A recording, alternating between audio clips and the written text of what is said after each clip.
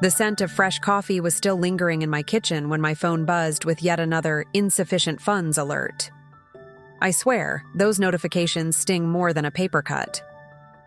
My name is Lucia, I'm 43, and for most of my life, my relationship with money could best be described as unrequited love. But something happened last spring that forced me to confront all the limiting beliefs I'd been carrying since childhood. A decision, an online prosperity challenge, and a series of little miracles. Each of these led to a transformation I still can't quite believe. You might be surprised where true money manifestation begins. If you'd asked me a year ago, I'd have told you money was a source of stress, a constant pressure in the background of my life here in San Jose. I work as an administrative assistant at a tech company by day, and as a freelance translator at night to support my 2 kids. My parents, immigrants from Honduras, always worked hard but struggled to make ends meet. Even as a little girl, I picked up on the silent tension when bills arrived or the car wouldn't start. Growing up, I absorbed quiet lessons about money, that there was never enough, that wanting more was greedy, and that people like us just didn't get ahead. By the time I reached my 40s, fear around money felt as natural as breathing. Save every penny. Don't take risks. Rich people don't care about people like us. But what if all those beliefs were shaping my reality? What if I was, unconsciously, using the law of attraction to keep myself stuck? It started with a random Facebook ad.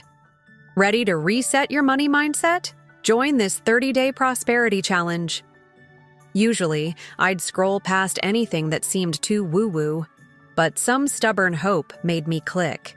The page explained that your thoughts create your reality, and that by shifting to a positive mindset, you could start attracting abundance. I laughed out loud at first, but I couldn't stop thinking about it. I signed up on a whim, figuring the worst thing that could happen was I'd waste a little time. I didn't tell anyone, not even my best friend Gloria.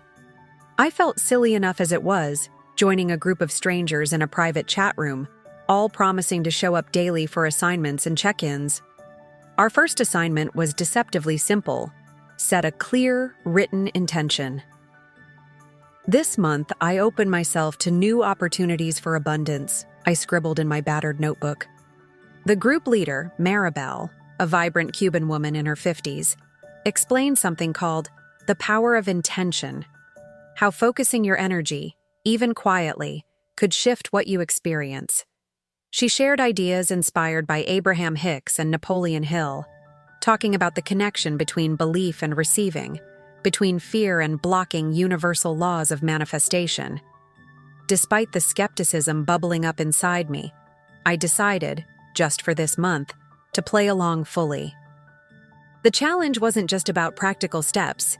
It wove together affirmations, journaling, and moments of reflection.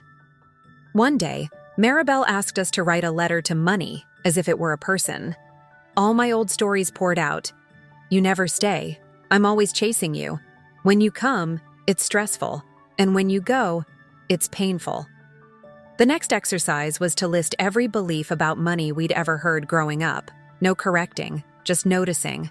My pen flew across the page. Money is hard to earn. Wealthy people are selfish. We can't afford nice things. I'm not smart with money. That night, I felt a heaviness lift. For once, I could see those beliefs didn't belong to me. They'd been handed down, like old clothes that never really fit. Of course, the universe is funny when you decide to change. Halfway through the challenge, I got a call from my son Leo's school. He'd cracked his tooth on the playground. The dentist bill made my head spin. For a moment, anger and despair flooded back. The old, "See, nothing ever works out" tape on repeat. That night, I wanted to quit. But Maribel shared this. What you focus on expands. If you respond to every setback as proof you're doomed, you only create more of the same. Choose a new narrative, even if you don't believe it yet. I whispered my affirmation before bed. Every challenge brings unexpected gifts. I am open to support in all forms. My stomach was still tight with worry, but I clung to hope.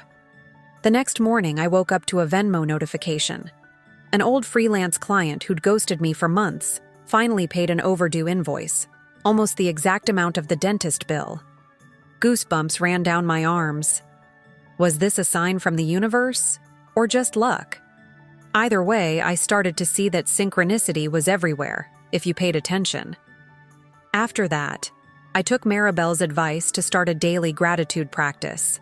Each night before bed, I listed 3 things that brought me comfort, joy, or relief.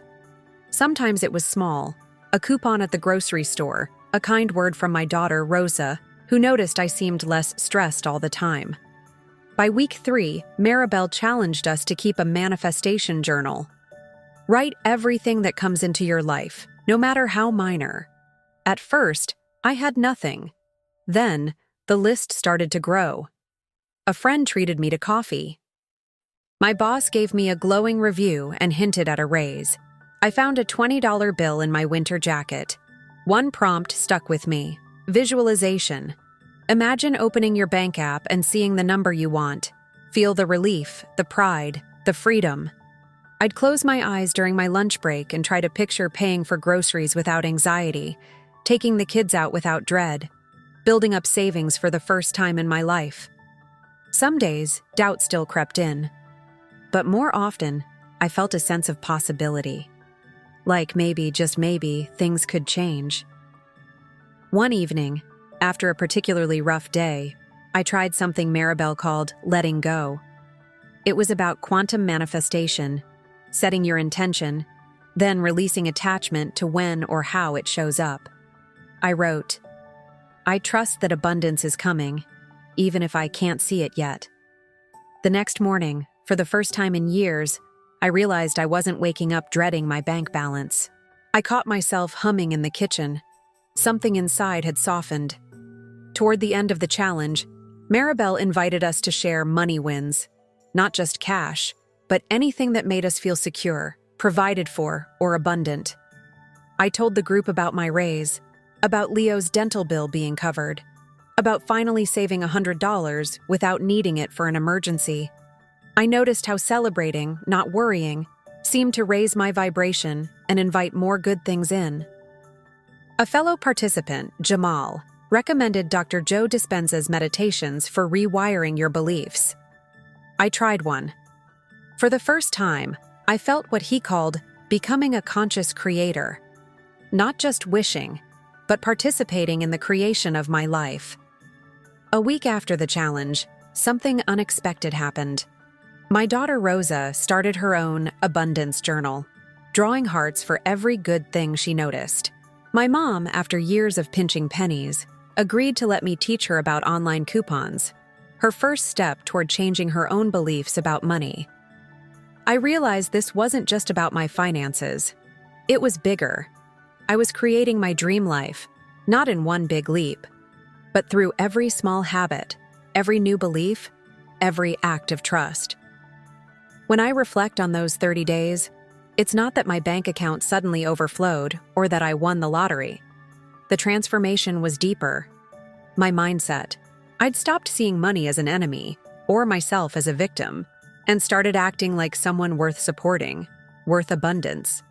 Did every day go smoothly? No. Sometimes old fears whispered that it was just luck, that it would all disappear.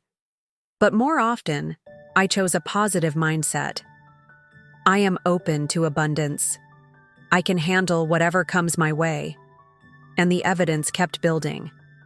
Opportunities, connections, small windfalls, a growing sense of ease. No more late-night panic about rent. No more shame about asking for help. Just steady, authentic progress. These days, money still comes in and goes out. But now, I see it with gratitude, not anxiety. I talk to my kids about attracting abundance, about being generous, about trusting that the universe is listening. I teach them, and myself, to celebrate every step. The old stories are still there, sometimes whispering doubts.